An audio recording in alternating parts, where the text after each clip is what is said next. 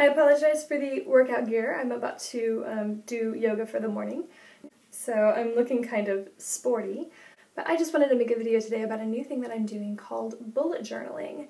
And it's quite popular. You can find lots and lots of resources on Pinterest and on YouTube of how different people set up their bullet journals to help them for what they need.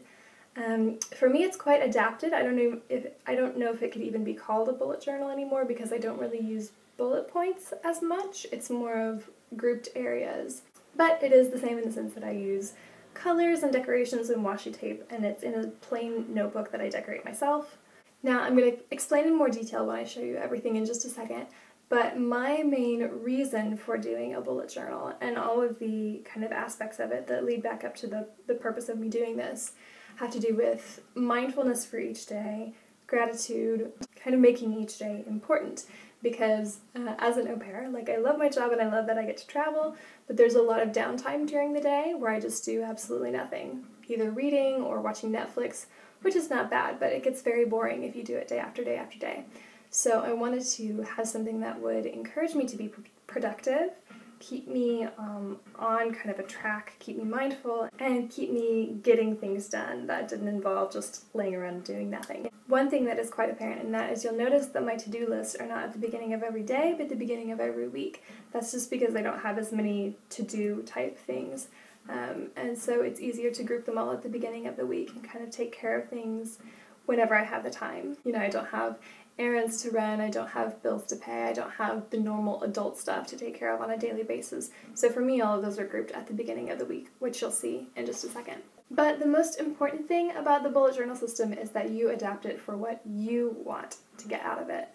So for me, it was more of a reflection, mindfulness thing, like I said. For some people, it's all about organization, so you may have more structured calendar type days, more to-do lists, and more color coding based on the particular area that it's in. But in all honesty, at the beginning, it's just a blank journal full of blank paper.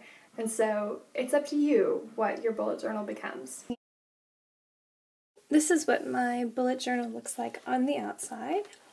It's just a plain notebook from Hema. The pages are lined. I think this cost about €2 at Hema, so it really doesn't have to be something expensive. I know a lot of people like to use Moleskine journals, but it doesn't really have to be all that fancy. And I've just written on the front 2016. I'm sure I'm going to decorate this later to make it much cuter. But since it's just the beginning of the year, and it's very likely that the cover will get a little bit torn up through the process of all of the trips that I take and just the wear of time and everything, I'm going to leave it plain until the end of the year and then decorate it. Each of the pages is full of writing and decorations.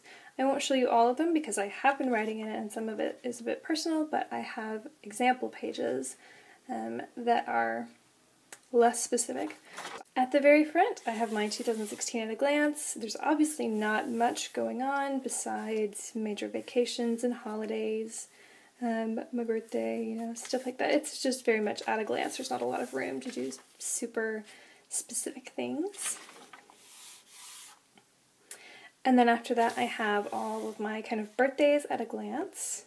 And the symbols key, which I'm not always faithful to this. I don't always use the right symbols, but this is just kind of reminds me to keep everything uniform.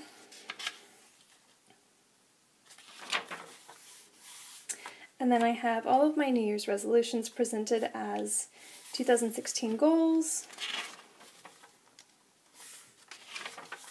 And then the rest of the pages have a kind of daily setup, and then I write in them.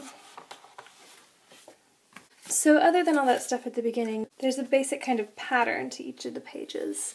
So at the beginning of each month, we have a, kind of month opener page, and on the month opener page I have, hello, and then whatever the month is.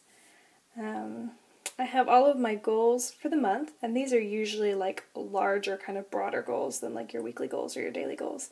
But like for February, for example, my goal is to complete all of my projects, to finish marathoning the show that I'm marathoning, to finish the book series I'm reading, and to finish a project that I'm working on. And then I also have a little looking forward to section, so all the things that are going to happen in February that I'm really excited about. Next to that, I also have a week opener. And so this is where I put my to-do list, which I call Make It Happen, because to-do list just sounds so uniform and boring. So Make It Happen sounds a little bit more inspirational. And like I said, I try to use these symbols here. So the X is something that's completed. The arrow means that I've decided to move it or do it on another day. And the line, just a simple line through the box, half of an X means I've started on it. And so when I finish it, I can put the other line through. And then the other thing is goals. These are weekly goals, and these are the things that I want to focus on for the week. Pretty simple. And then each day, this is kind of a new format. I've only been doing the bullet journal for about 2 weeks, and the kind of points for each day that I started out with are quite different from what I'm using now. So it's okay, just know that it's okay to change. What you're going to need out of every day is going to evolve a little bit, so just kind of adapt it to what you need by the week. But right now, what I'm using the most is kind of a separation into mind, body, and spirit. And so at the top I have the month and the day, so like February 6th or whatever. And then under mind I have inspiration, something that inspired me throughout the day. Productivity, something I got done, yay! And this could be something from my to-do list or something that I just happened to do that kept me from laying in bed watching Netflix.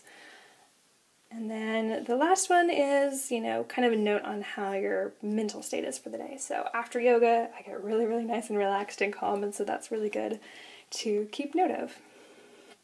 Under body, you might write down all the things that you need to take care of during the day. You need to exercise, you need to drink a certain amount of water, all of that. And then if you want to take a note on how you're feeling, like if you're sore from exercising the day before. And then of course for spirit, I have my devotional here and gratitude, just to keep track of my Bible reading and what I'm thankful for. And then of course you see lots and lots of decorations. That's what makes it really fun. You get to decorate every day. And I find that not just writing out things, but decorating as well really makes me feel like every day is important, because you spend, 10 minutes a day working on each daily page. So when the week is over, I have a weekly wrap-up page, which I haven't really done as much on my little demonstration thing. But at the end of the week, I like to do memories and prayers. And that's just kind of like a reflection, a wrap-up on the week. And then at the end of the month, I have my favorites section, something I learned, and the books I read. So favorites could be anything from, how you wear your hair to a new recipe you tried that month. Something you learned. Literally, this is just one thing, but in my wrap-up for January, it had a whole bunch of stuff, so it doesn't have to be just one something. And then books you read. Obviously, if you're not a big reader, you can change that to something else. And then the only other thing you need to know is that it takes a few supplies to get this all going. And obviously, one is the book itself. I talked about that already. But I use a pen and sometimes a pencil. Not really a pencil all that often, but a pen, and then I have, my scissors and my washi tape for some decoration, and then this lovely array of mini highlighters that I use to kind of add color to every day. And a lot of people do a color scheme, like they do work in one color and fun in one color and appointments in another color. I started out doing that, but I don't really like doing that as much, so I've just been kind of like coloring however I want to. I think I got all of this at Hema. The highlighters, I think, as a pack were like €2. The pen was like 89 cents. The pencils were like €1 for a pack of 6. The washi tape was, I think, €1 for both of those. So it's very cheap. I think the entire bullet journal system, the journal and the supplies, cost me like €6 total. So it's really, really not expensive to do this. But absolutely so worth it. Another note is that the way I use this is just to kind of keep it laying open on my desk next to my planner, which is where I put all my to-do list with absolutely everything. But I keep it laying open on my desk and I keep writing in it all day. So as I check things off here, I might put them onto my productivity area, and then all my supplies are nice and close by, and so I just kind of keep it open and write in it throughout the day. So I hope that got you interested in bullet journaling, or even just doing any kind of journaling, reflecting that helps you get things done and appreciate your days even more. If you have any questions about the bullet journaling system, I'm happy to answer them. Just leave them in the comments. If you'd like to find any more good resources on bullet journaling, there are a ton of YouTube videos and lots of stuff on Pinterest too. Just search bullet journal and you'll find at least 10 to 12 videos and resources about how different people set up their bullet journals different ways. And of course, as always, if you have video suggestions or questions or comments or anything, leave them for me in the comments below and I will take a look at those. Also, if you liked this video, hit the thumbs up button, subscribe, and head over to my channel and check out a few more of my things. I suppose that's all for now. I'm gonna go do some awesome downward facing dogs, so bye!